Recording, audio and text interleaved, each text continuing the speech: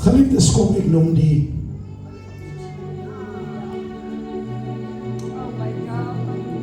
Here wys aan my simbolies hoe Jesus demonstreer wie hy is. Hy noem homself die brood van die lewe. En Jesus demonstreer hier wat is met hom of wat sal met hom gemaak word op Golgotha. Die brood om hom te vermeer word hy geverminder. Jy luister my nie. Om Jesus te vermeer, om Jesus te vermenigvuldig, moet hy verminder word. Hy moet verneder word. Hy moet gebreek word om te vermeer.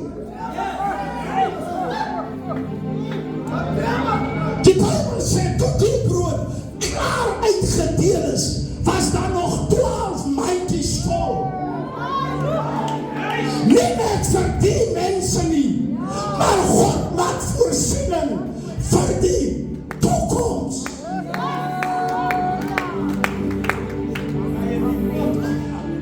Maar miskien moet ek vir Jesus uitlos. Geliefdes, as God jou wil vermeer, moet hy jou breek.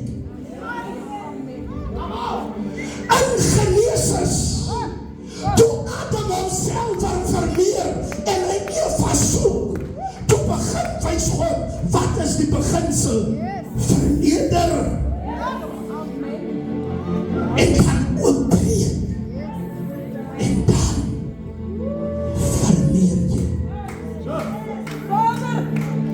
As die lewe jou breek in 2025, as jy verneder word of teleurstelling en pyn kry, kry dit in die hande van Jesus.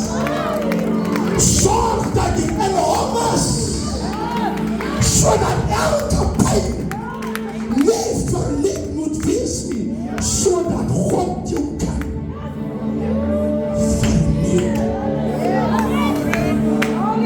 Seninge kom nie net uit goeie dade uit nie, maar seninge kom ook uit gebreke word geboorte gegee aan seninge. Daniel, as ek jou moet verhoog, dat ek jou dier die leeuw kry. Samson, by die 10.000 doodmaak, laat ek jou verneder. Laat jou oor uitgekrap word. Inbreek. Jacob soek die een nuwe naam. Die loop terecht. Laat jou hier gebreek word.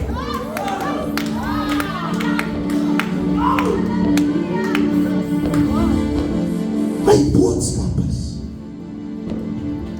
soek die Here in 2025. Bly by sy voete.